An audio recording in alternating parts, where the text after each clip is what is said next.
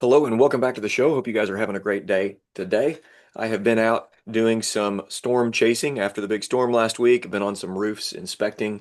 And if you didn't know, I started roofing again, and I'm doing that just one day a week. If you need a roof or roof inspection, give me a call. We'd love to come check it out and see if there's been any hail damage. Our neighborhood got absolutely annihilated with hail. Mm. So I have been on roof after roof checking it out. So reach out to Borum Roof Company or just text me or call me if you need some help there.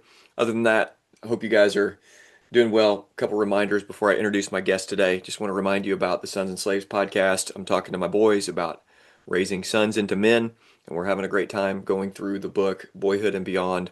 We've almost completed that book. We'll be done with that very soon and moving on to other things. So you want to check out that show if you can. And then also just want to remind you of the Fruitful and Fearless podcast with Jordan and some of the ladies at the church. So please check those things out. If you haven't yet, pass that word along if you would. All right. I am having an interesting conversation today, one I've wanted to have for a little while. You know me at this point, and I've been talking about hunting and fishing for several years now. I get to talk to Dr. Tom Ascol about being in the woods, being on hunts, and specifically want to hear about a bear hunt that he had last year. So I have with me today Dr. Tom Ascol. Tom, how you doing, brother? Hey, great, Jared. Thanks so much. Sorry it's taken so long for us to connect on this. Hey, I'm glad to get to do this. A little bit different. I'm sure you're doing shows and podcasts all the time about a bunch of different things. And I know you got a lot of things that's been happening with G3 lately and all the pressure and stuff that I'm sure comes your way of asking questions about that. So we're just going to have some fun and we're going to talk about hunting. So let's go ahead and pray and ask for the Lord's help, and then we'll Okay. get into our conversation. Father, I just thank you for this time. I thank you for Dr. Ascol and your work in his life that has affected so many. And I just ask that this conversation be fun. Pray it be just a good time. Two guys talking about being in the woods, being on hunts. And God, I thank you for the opportunities that you've given him over the years and the opportunities that I've had as well. And just to harvest and have a great time being out in the woods, providing for our family, and just having fun being on a hunt. And just the next few minutes that we have to talk together, I just pray for blessing and that you would just guide our discussion. Trust you will. In Jesus' name, amen. Man. All right. Hey, before we get into that, would you just give us an update? Last year, I reached out to you, and it was right before, I think, Hurricane Helene. We were just trying to figure out which one it was. I guess you guys just get wave after wave of storms down there. But how's the church and in the area down there recovering after, I don't know, 6 months or so or 8 months or so after the hurricane came through? Yeah, yeah. Well, what made that somewhat difficult was 2 years ago, almost two and a half now, Hurricane Ian came through, and our church got hit pretty hard. We were a direct hit here, and so a lot of people lost their homes and Hmm. flooded out, and so we when Helene came through, there was still many people who were not finished with Oh, Hurricane Ian, gosh. including the church where I serve. We were still in negotiation with insurance, and it's been a nightmare in my own home. We had not finished with negotiations on that, and then right after Helene, or I think maybe yes, right after Helene, another storm came through. There was two within 2 weeks. And so, like one of our elders who got wiped out in Ian had he just got back into his house probably 2 months prior Okay. and got flooded. And Oh, so, man, there's a crews got out there, they gutted it, and got everything ready to go, and then got flooded again. oh And no. so, yeah, he's still out. It's just dispiriting to go through that three times in 2.5 years or so, or 2 years. And so things are back pretty well to normal here. The infrastructure's good, and the people who have had damage are still working through that. And the laws changed in Florida Okay. before this last year's hurricane season, which made it a little bit more difficult for filing claims. The insurance companies got some benefits out of those deals, but Hmm. anyway, we're doing fine. The church is good. We just got our last air conditioning unit, I think, was was replaced about a month ago or so, and that's the one that is where my study is, and so I'm very grateful for that to Good. kind of get that before the summer comes. Very cool. Very Yeah. cool. Well, there's a lot happening down there from storms and recovery and all that. And then a new thing that I think was maybe announced 3 or 4 months ago, but Dr. Bachum's coming down there. So is he That's on right. site yet, or is Yeah, he he's here. okay? And Very yeah, he's cool. here. It's great. It's a wonderful story. I won't give you all the details, but the long and short of it is, uh, for years, Vody and I have been friends. We started together the Institute of Public Theology 4 years ago Hmm. to train pastors, train men, and God bless that effort. And out of that has grown now. this new development that I certainly didn't see coming, but we are getting ready to launch Founders Seminary in August of this year, and IOPT, the Institute of Public Theology, will become a 4-year Bible college, a Reformed Okay. Baptist Bible college. To my knowledge, it's the maybe the only one. I don't know of any others that exist as a Bible college, but that college will be given to three majors. One is classical Christian education, the other is business, and then the third, of course, is public theology. And the Founders Seminary, which Bodhi's now on site to help with practically, and being here to be residential faculty, that seminary will be given to teaching MDiv in a more rigorous format than many. I could probably, I think, can safely say most MDiv curricula today. Okay. And it will be exclusively for elder qualified church commended men. And so Hmm. we're not trying to, just make it Bible study for anybody that wants to come. It's Right. going to have, you're going to have to be commended by a church, and you're going to have elder qualifications. So some hope and future prospect of serving in gospel ministry. And I'm deeply excited about that.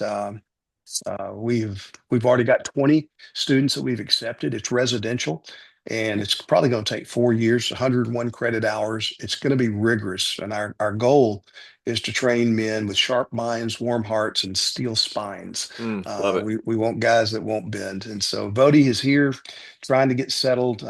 He's been a nomad with his family since December 1st, and he's been homeless, but he's hoping to be able to move into a permanent residence maybe by the end of the summer. Good. Good deal. Well, I'm excited to hear all those developments. Our church has been supporting the work down there for a couple years now, I Yeah, believe. we're grateful. But we've had our eyes and attention down there and are excited about what God's doing. And I mean, we're all rooting for you and keeping up the good Thank work. you. And it's just awesome to see. Desperately Yeah, thank needed. you. Yes. Amen. Okay. Well, if you can't, well, you're not watching on video, so what you can't see is what I can see right now. And if this does go up on YouTube, you'll be able to see it. But I'm seeing it looks like we got an alligator above you, maybe a croc. I can't tell the difference That's an with the alligator. Yeah. nose. And then you got a bear to your right Mhm. there. And then I can't see in your above your left shoulder there's like an antelope or something. I can't Yeah, it's tell everything. pronghorn. Yeah, it's Okay, a it's a pronghorn. pronghorn. Yeah. Awesome. So clearly, you're a hunter. I'd love to hear the story of, I saw a picture floating around of you with your bear on a successful bear hunt last year, and I thought, boy, I'd like to talk to him about that. But let's back up a little bit. Let's just talk about when you grew up, and did you grow up in the woods hunting? Who taught you about hunting, and how did you become, a guy that's now been doing it for a long time and still loving it? So how did hunting Yeah. become a part of your life? Well, it actually happened through the church. I grew up in a Southern Baptist church, Beaumont, Texas, South Park Baptist, and we had what I don't know if they still have them today, but the Royal Ambassadors program for boys. And so our RA group would meet every week, and then nobody in my family really hunted, but there were some men in the church that did, and one of them had a deer lease. So every year he would take a group of RAs that had earned the right to go out into the woods to deer hunt. And so those men taught me how to hunt. Hmm. And I grew up probably from about 8, 9, 10 years old till I was 18 hunting, never killed anything. And in fact, when I was 16, I think it was, I went down to the Army surplus store and I bought a Swiss carbine for $15. It was, Okay. Oh cobbled yeah. together, 7.5 millimeter. I mean, it is a good rifle, still is. But open sights, and just that was the gun that I hunted with as my own gun.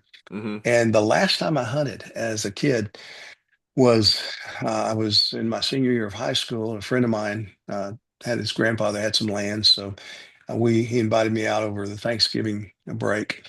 And he had just gotten a brand new 30-06, and he'd always Okay. hunted with a 30-30. And that 30-30 had a nice scope on it. I'd never hunted with a scope. And so he said, "Man, why don't you try out my 30-30?" So I did. And the first morning, I'm sitting in the blind. They dropped me off. I'm sitting in this blind. And at 7:15, this 8-point buck walks within 20, 25 yards of Oh me. man. And I'm thinking, this is my day. So, man, I pull up that 30-30 and I look through that scope, and that buck's eyes were this big as saucers. And I'm looking at it, and I got buck fever, Oh and I yeah. could not pull the trigger. So I sat there and watched him play for about 15 minutes. And then a couple of doe and fawns came out. And So we get back to camp that morning, and everybody's telling their stories, and I'm kind of quiet. And they finally said, "Well, Tom, did you see anything?" And I said, "Yeah, yeah, I saw one." And they said, "Well, what was that?" So it was 8 point. Really? Hmm. Well, how far away was it? I said, it was about 20 yards. They said, well, there were trees in the way? What's the deal? I said, no, it was an open shot. And, well, why didn't you shoot it? I said, I couldn't pull the trigger. And so I became the laughing stock of the camp, the Oh, there rest you of the go. time there. And that was my last hunting experience until 2012 Oh, when, really? yeah, we planted a church. Yeah, I'd had opportunities, had some friends, pastors out in New Mexico that offered to take me, moose hunting. They were guides, and Okay. I just never thought I had the time, and I didn't ever do it. And I look back and have some regret over that. But I had the Hmm. small kids at the time too, so Right. maybe that was the wise choice. But anyway, in 2012, I had a friend who is an elder at a church we planted about 30 miles from here. And his business had a couple of leases on King Ranch in Texas, South Texas, kind of a Okay. storied ranch. I grew up in Texas and I'd always heard about it, never thought I'd set foot on it. And he invited me and a couple other pastors to go out there, and we went deer hunting and shot some cull bucks, toward the end of the season. And it was, man, it was like fever, it got all Right. over Yeah. me. And since then, I've been trying to make up for lost time. So There I you go go. whenever I can, and it's the most relaxing thing I do. Yeah. When I get in the woods, it's like my blood pressure drops almost instantly. Hmm. And so I've enjoyed, by God's grace, I mean, more hunts than I could have ever imagined over the last 10 to 13 years or so. God's blessed me wonderfully well with friends who've invited me and provided opportunities for me to hunt. Man, that's so cool. There's something. Yeah. I didn't start hunting until I was 35. Similar Mm. story. I went in the woods a lot when I was a kid. My grandpa had a farm. I asked my dad to go deer hunting one time, and he took us hunting, and he had no idea what to do. So we were like walking around the woods, Yeah. like Yeah. we Yeah. jumped one little deer and never got one. And then we had a guy at our church that said, "Hey, Jared, why don't you go ahead?" And he was probably 65 at the time, and he said, "You can hunt on my property, use my gun, just go to hunter safety course." So I did all that, and it was from I was sitting for 45 minutes. So my first 5 times in a stand, I killed 3 deer. Okay. Wow. So yeah, I know it was That'll wild. ruin you. And then for like the next 3 years, I thought that's just what it was like. It's like, honey, I'm gone. I'll be back in an hour and a half. And it realized really quickly it's not like that. And Yeah. but it was just like something there that just it hooked me. And I Mhm. can't explain it because it's not like it's a moral imperative. Get out and hunt. I mean, it's, Right. it's part Right. of provision, but it's also something where I want to nudge guys. It's also not necessarily something I definitely want to encourage people to do it. There's Mhm. something deeply valuable for men to be in places like that hunting affords you to be, Yeah. and then Yeah. enjoy prayer, beauty, uh, provision, all the things that come with it. So for you then, 2012, how old are you in 2012 then? 2012. Good night. Let's do 13, some I was backwards math here. 55. 55. 55. Yeah. Okay, Yeah. 55. So I Yeah. was 35, you're 55 when you Yeah. got back into it. Yeah. So since then, you got you know, quite a few years now since then. Some memorable hunts then. So you got this bear this last year. Is it Mhm. all with a gun? You doing any with a bow, any crossbow hunting or You anything like know, that? yeah, I got a friend who taught me how to shoot a crossbow probably 6 years ago. And then he's from Wyoming and he's killed everything with a bow. In fact, he and his friends laugh at people that use guns. They Oh think yeah, that's yeah. cheating. And then they laugh at people out, as they call it, out east who hunt with a bow because you never shoot more than 30, 40 yards. And they say, well, that's nothing. Hmm. And so, yeah, he taught me how to shoot. And then he set up a hunt for me to go pronghorn hunting, Okay. which, they, you had to be competent at 80 to 90 yards. And I That's a didn't even have heck my of a pin shot. set for 80 to 90 yards. And so there's a young guy who was a bull rider that he taught to hunt, who was really a great athlete. In fact, he's the one that took us, and it was kind of right near where he lived, the section we got drawn for. And this guy had 3D targets set up in his backyard. And when we got there in the afternoon, and my street is 4 feet above sea level.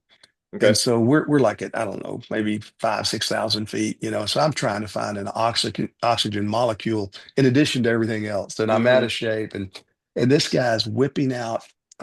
arrows from his hip and stringing them and shooting these different. One was set at 70, one at 80, one at 95, if I remember right. And he's doing heart shots with every one of Wow. them. And I'm losing arrows, trying to hit a target. So Probably embarrassed too. it Like, what was am it I was doing here? horrible.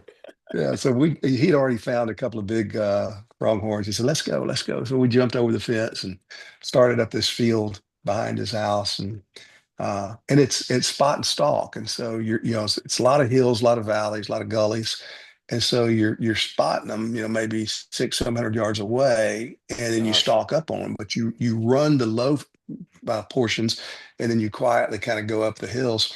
And man, I'm dying. And I looked this guy up after we got home that night. Uh, and he was like the Gatorade athlete of the year in high school, and Right. he's probably 30 years old, and I'm dying. So anyway, they took it easy on me after that first day. They realized they had to kind of change the strategy of the hunt because there was no pronghorn in any danger of dying from an arrow from Tom Ascol. From I can tell you that. I flung a couple of them, but and there was one at the end of the first day or in the second day, I think, when we had been running, man, and I'm dying. And so this young guy's we were tracking a big one, and he goes over a hill, and so JC goes up the hill. And he looks over it and he starts waving at me. He says, "Come on, man, he's only 40 yards. 40 yards, hmm probably even you can hit that." And so hmm I couldn't make it up the hill. I got halfway up and I said, "I can't take another step. And so anyway, I didn't get one, but in the providence of God, we had a pretty good hurricane that year later. And because of that, I was in Colorado and wasn't able to get home the way I was supposed to. And the tag was still good for gun season. So I Oh, had 2 extra nice. days. I'm in Colorado. So I called my buddy and said, "Hey, man, I got this tag. Any way that we could possibly take a day or two and just hunt with a gun?" And they took me out. And that's where I got the pronghorn. And Nice. it was a nice shot. I mean, for me, it was about a 320-yard shot. That's And great. I didn't feel guilty at all for shooting it with a gun, long gun, even though they kind of laughed at me. But I said, "You laugh all you want to." That's a successful hunt. So That's great. that's right. So I shot a pig with a bow, but that's the only thing. And I didn't Okay. get to harvest him. I couldn't track him. It got late and I didn't have any Those lights. pigs are So tough. yeah, yeah. Yeah, we went Yeah. down, we took a men's trip. It was like the best church trip ever. We took 14 guys from the church and went down to Texas. And we Oh, went really? went hog hunting. We went through the I forget what it was called. It was a department or it was a army something property north of it's near Tyler, Texas, I think. Okay. All Army Corps right. of Engineer property. There's a massive Yeah. lake there. We went walking. I mean, we walked 15, 20 miles over a couple days and Wow. ended up walking up on a couple of them. Those things are tough. I mean, I was Yeah, they putting are. round after round into these things and like I felt so bad as Yeah. to die already. Uh, Yeah.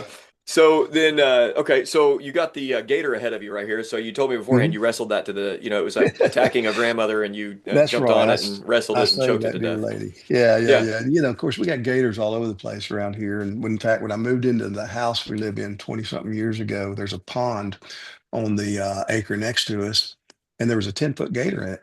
And I had had kids, young kids. And so I called the Florida Wildlife Commission and said, "Hey, man, I've got a alligator in my pond." And the guy said, "So well, has he threatened anybody?" And I said, "No." He said, "Well, do you have any pets that are in danger?" And I said, "No." And he said, "Well, sir, this is Florida. We do have alligators. They live here." And I said, "Well, I know that. I got one in my pond. I'm trying to get rid of. And they just told Right. me to live with it." So he walked off one day. But so they're everywhere. And again, I got an opportunity to go hunt with a couple of there is a hunting season now. There hadn't since I've been here. That's opened up, but Okay. a couple of our guys in church have gone. So 3 or 4 guys go out.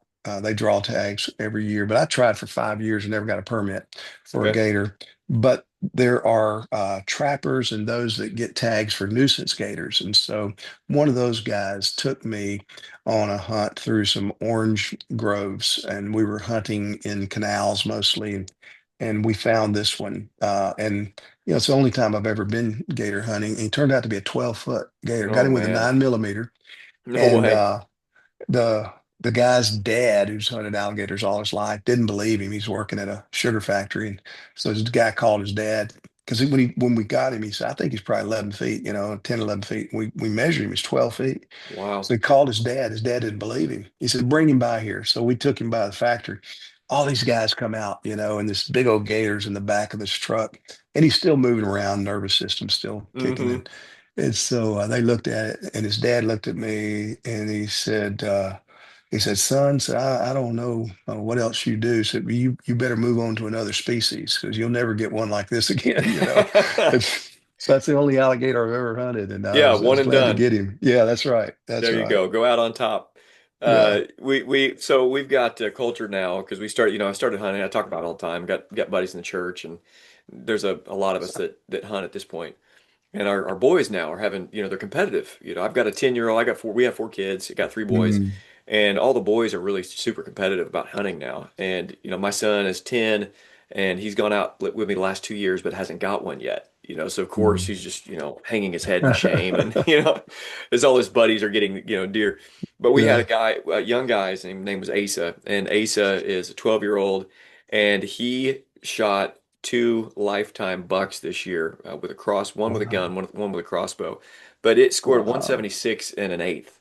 And it Wow. was massive. And it was a Wow. non-typical deer that was an older gentleman in our church that mentors him, brought him out there. And we've been telling Asa, now, buddy, you got to know that this is probably the best year of hunting you'll have in your entire life. You got to understand Yeah. this, that, Yeah. and so, but he's, needless to say, he's hooked for life.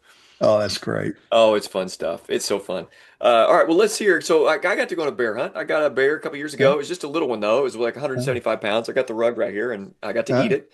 And I don't know if you mm, ate yours or not, but we loved mm, bear. And mm. so, what's the story, man? How'd you get on go on a bear hunt, and Yeah. what was that about? Well, yeah, Rob Scott is an old friend. He was one of the not first, maybe the second or third intern I ever had here at the church, and he's been pastoring out in Alaska now for about 20 years. And Okay. Rob's just made for Alaska, man. I mean, I can't imagine a guy better suited for that. He's an outdoorsman. He can fix anything. He's like MacGyver, and so he lives in this little village, Dillingham. It's a fishing village, and he's killed. He can't even count the number of bears, I bet, that he's killed and guided other folks to kill. He's killed everything. And so when I got back into hunting, we had commonality there that started talking about. And he was talking about me coming out and hunting sometime. And I wanted to do that. And about 3 or 4 years ago, I went out to hunt little blacktail deer and didn't get one. We were Okay. actually coming in the last day. And it's funny. Rob told me, he said, well, if you really want to come out here, so you need to do a test first. He said, here's how you know if you're going to like hunting in Alaska. He said, get your shower as cold as you can get it, turn it on, and go stand under it for about 5 minutes and take like three $100 bills or no, 30 $100 bills and just start throwing them away. And if you can throw away $100 bills in ice cold water, so you'll love hunting Uh, Alaska. and And then he and said, then and then convince your wife that this is a good idea. that's right. Yeah. And so he said, I can promise you three things. He said, you'll be cold, wet, and miserable. And he was right. Yeah, I mean But that he sounds was great. right. Yeah. But so we went out there, and the last day we're actually coming in, man. We'd been out in the field and had to catch a flight, a little puddle jumper to get to an airport. And so we didn't have much, we didn't have a lot of wiggle room on time. But on the way back, we to the camp, we saw a little bitty spike on the side of a mountain and stopped. And it's a comical story because, I had all my rain gear on. I didn't have any bullets chambered. And so I tried to step out of the truck, and I'd taken the bottom part of my rain gear and just dropped it around my ankles.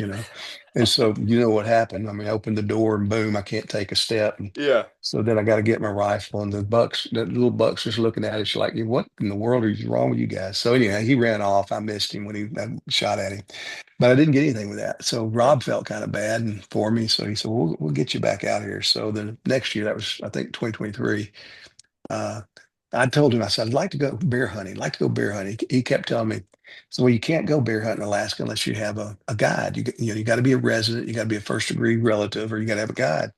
But I had another friend who was planting a church up there, and he said, no, man, I can take you bear hunting anytime. And he's sending me pictures of black bears. He said, whenever you want to come. So, we can go black bear hunting. So I got them both in a room. I was doing a conference up there.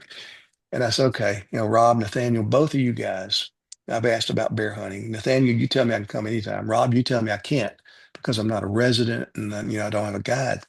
I said, explain to me the difference. And Rob said, he's an intern that's been there 20 years. He said, oh, that's easy. He said, Nathaniel thinks black bears are bears.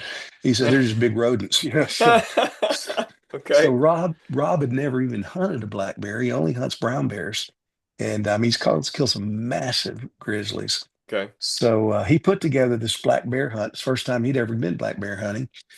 And he had some friends and connections around Prince of Wales Island. There's another island, Wrangel Island. So we went to Wrangel, and through connections there, we were able to stay in this man's home on the island. And it's coastal bear hunting, Okay. spring bear hunting. So we would get in his boat and just spend the day glassing coastlines. Prince of Wales, some, but smaller islands around there, and it was awesome. So Rob had a brown bear tag, and he got a black bear tag too. He never hunted a black bear, Hmm. and we were told that probably wouldn't see any brown bears, but you should see plenty of black bears. We'd been out 2 or 3 days and had seen one black bear in passing, but we couldn't get a stalk on it. So the third, fourth day, I think it was, we saw a brown bear, small one, about 6 foot, and Rob got it. Yeah, I got Okay. to stalk it with him, so that was kind of fun. Hmm. And he took that one. And 2 days later, we saw this pretty good size. So it's funny, the black bear and brown bear are about the same size, about 6'1", Hmm. but it's a good size for a black bear, not very Yeah. big for a brown bear. And so we got out of the boat, and there's shells everywhere and making tons of noise. This bear's probably 300, 400 yards away, Okay. and we put a pretty good stalk on him, and I think it was a 219-yard shot if I remember right. And I thought I hit him, and then Rob shot because started running. Rob thought he hit him, and we both took second shots. He took a third. I knew my second shot missed him, but he goes Okay. up a hill on this in this woods.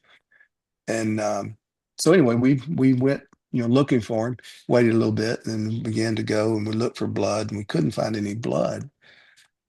And so after about an hour, and these two guys in the boat, they're still, back on the boat several hundred yards away. And so we're circling, we're doing every trick we know to look for blood, don't see it. So just finally convinced ourselves we missed him. Okay. And so one of the guys off the boat gets off the boat, comes on shore. He doesn't say a word to us. And he just starts walking up the hill. And so, Rob and I look at each other and said, okay, it's the brother of the guy that's driving the boat, that's Rob's friend. And after about 30 minutes, we're just standing there. I'm pretty perturbed at myself for missing the Oh shot. yeah. Yeah. And, Right. and so Rob starts calling him and said, hey, Jack, we need to, come on, man, we need to go. And doesn't hear anything. So he whistles at him. And so after maybe 30 minutes, 40 minutes, we hear this, I found him. And I said, what? He said, yeah, I found him. So Oh, that's awesome. yeah, so we go scrambling up this hill. Rob got there long before I did, and went ahead. He wasn't dead. He put him down, and but yeah, we had hit him. And from the boat, what we didn't know is they heard the shots hit.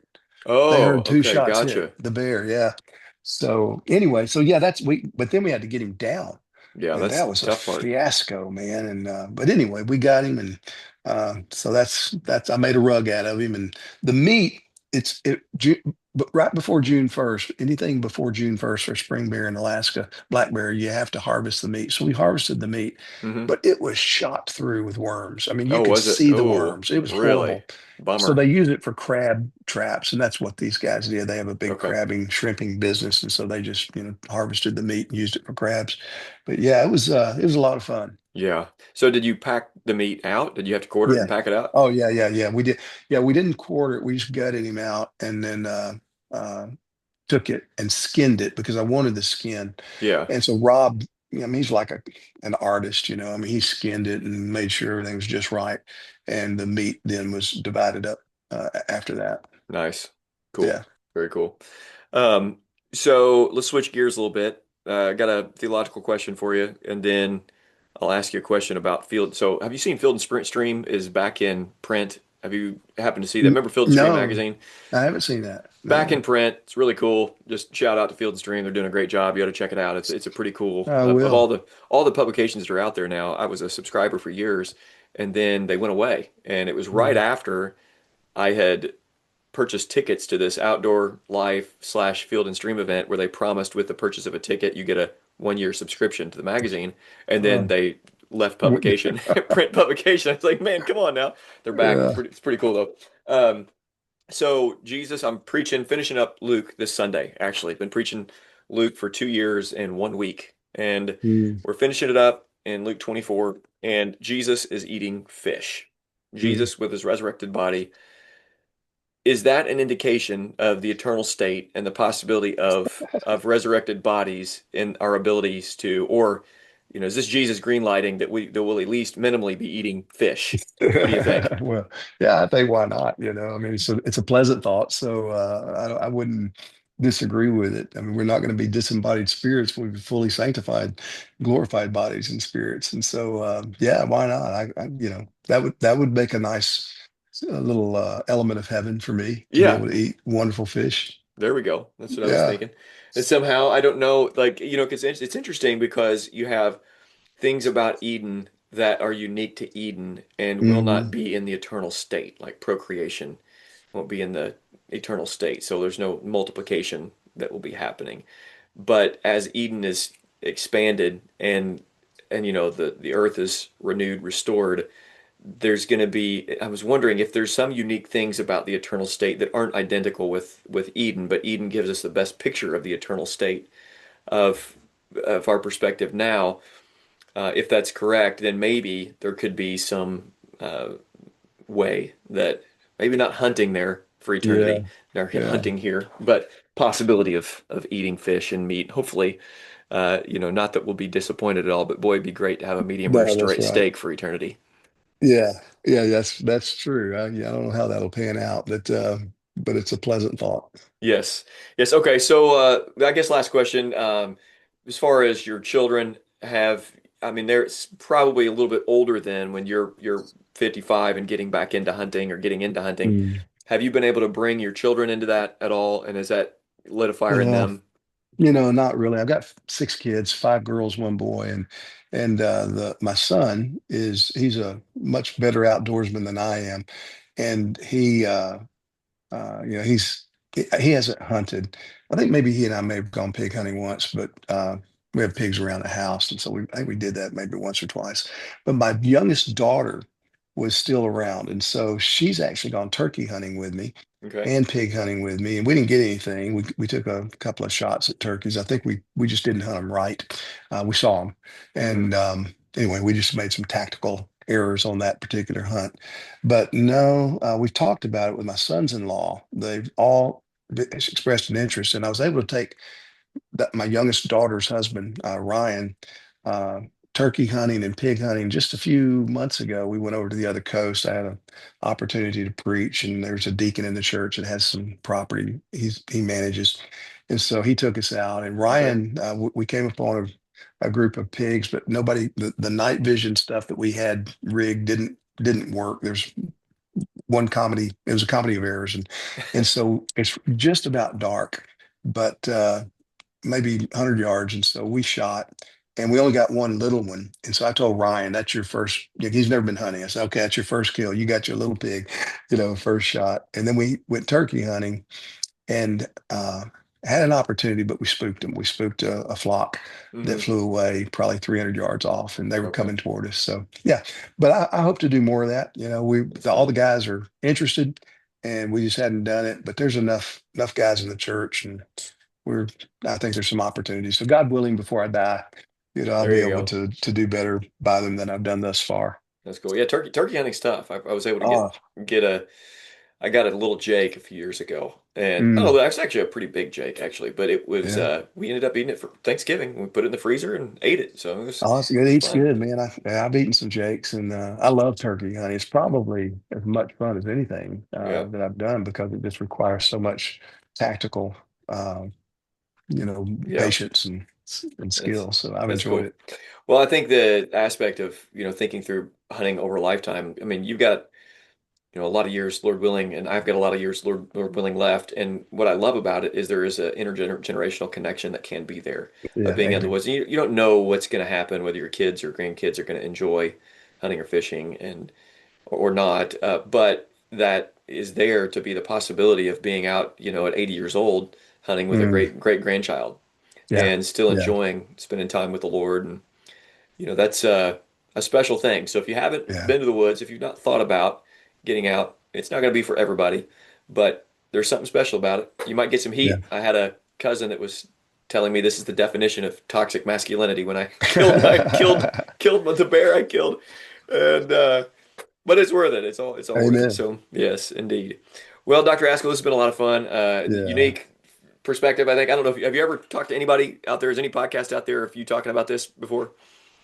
I think I had one or two questions maybe at different times, but I haven't had a whole conversation about it. So Okay, yeah, so here's a first, folks. You're hearing it here. Full episode with Dr. Tom Ascol talking about the hunting life.